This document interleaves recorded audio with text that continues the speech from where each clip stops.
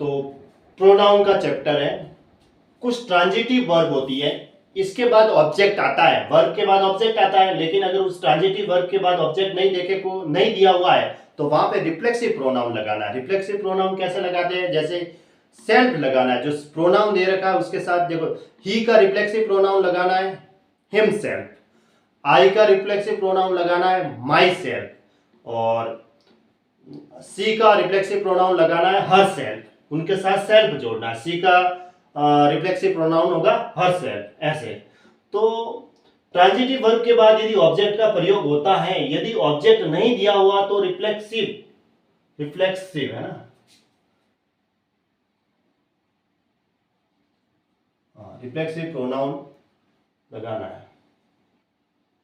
तो transitive verb के बाद क्या लगेगा, ऑब्जेक्ट का प्रयोग होता है, यदि ऑब्जेक्ट नहीं दिया हुआ है तो रिफ्लेक्सिव प्रोनाउन के साथ सेल्फ जोड़कर लिखा जाता है। ट्रांजिटिव वर्ब देखो, ट्रांजिटिव वर्ब है प्रेजेंट, उपस्थित होना, एब्सेंट अनुपस्थित, सेटिस्फाई संतुष्ट, ले बिछाना या लेटाना, प्रोस्ट्रेट मतलब पराजित करना, चीट मतलब धोखा देना, इंट्रोड्यूस मतलब परिचय करवाना, हर्ट मतलब चोट पहुंचाना, एंजॉय मीन्स आनंद, एड्रेस है, अवेल है, अवेल का मतलब अर्जित प्रॉफिट, प्राइड, प्लूम, इस प्लूम का मतलब होता है उखाड़ना, गर्व करना, अलग अलग है, इसके दो मीनिंग है, उखाड़ना भी कह सकते हैं।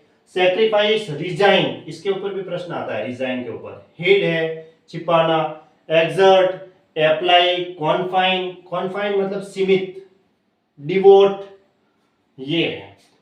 तो इसके ऊपर इसमें कुछ प्रश्न आते हैं। ये ट्रांजिटिव वर्ब है, इसके बाद क्या आएगा, ऑब्जेक्टिव केस आएगा। जैसे कि she introduced me to the DM, introduce क्या है, ट्रांजिटिव वर्ब हो गई, इसके बाद ऑब्जेक्टिव केस आया है, तो ये सेंटेंस सही है, इसका मतलब ये सही है क्योंकि इसके बाद ऑब्जेक्टिव केस आ गया।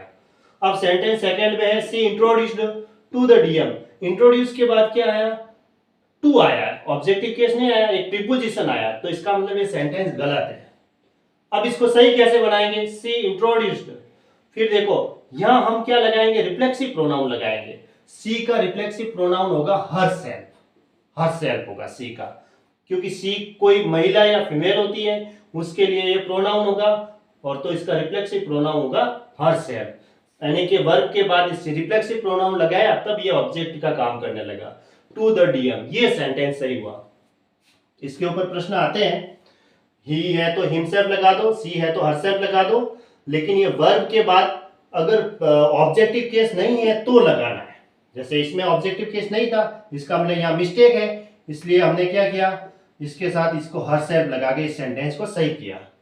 रिफ्लेक्सिव प्रोनाउन और एम्फेटिक प्रोनाउन होते सेम है, लेकिन रिफ्लेक्सिव प्रोनाउन वाक्य के बीच में या लास्ट में लगते हैं, और जो एम्फेटिक प्रोनाउन होते हैं वो सब्जेक्ट के प्रभाव डालने के लिए लगते हैं सबसे स्टार्टिंग में।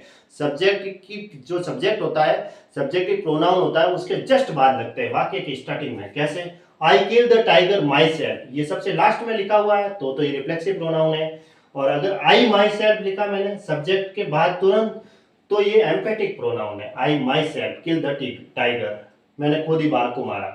अब देखो, he introduced himself to the general secretary, introduce क्या, ट्रांजिटिव वर्ब है, उसके बाद ऑब्जेक्टिव केस आना चाहिए, तो इसने रिफ्लेक्सिव प्रोनाउन दिया है ही का हिमसेल्फ, इसका मतलब ये सेंटेंस सही है।